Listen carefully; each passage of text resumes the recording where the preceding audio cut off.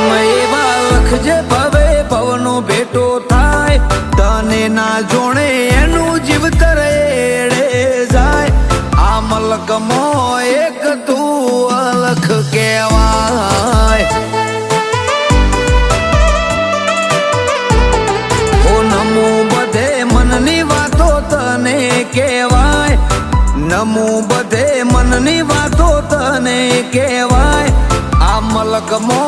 એક તું અલખ કહેવાય